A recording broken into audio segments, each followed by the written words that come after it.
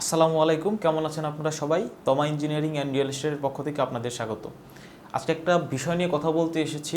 আসলে দেখা যাচ্ছে যারা প্রবাসী বা বিদেশি যারা থাকে তারা কিন্তু দেখা যাচ্ছে বাসায় বা বাড়িতে আসার পর বাড়ি একটা সুন্দর ডুপ্লেক্স বাড়ি বানাতে চায়। তো বানানোর ক্ষেত্রে বানানোর পরে দেখা যায় যোগাযোগ করে যে আমার একটা সমস্যা হয়ে গেছে, এখন আমরা কি করতে পারি।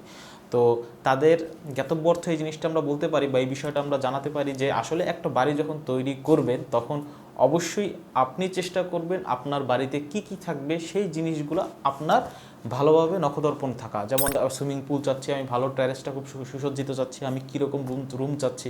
তো এইটা যদি আপনি নিজের মাইন্ড সেট আপ করে নিতে না পারেন তাহলে কি হয়, আপনার যে বাড়িটা সেটা দেখা যাচ্ছে যে পরিবর্তন দু একদিন পর পর এটা পরিবর্তন হচ্ছে ওইটা পরিবর্তন হচ্ছে।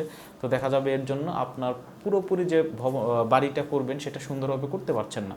তো অবশ্যই আপনাদের এর জন্য একটা পরামর্শ দরকার। চেষ্টা করবেন ইঞ্জিনিয়ার বা আর্কিটেক্টের সাথে এই বিষয়ে পরামর্শ করে তারপর একটা বাড়ির কাজ শুরু করার। ধন্যবাদ।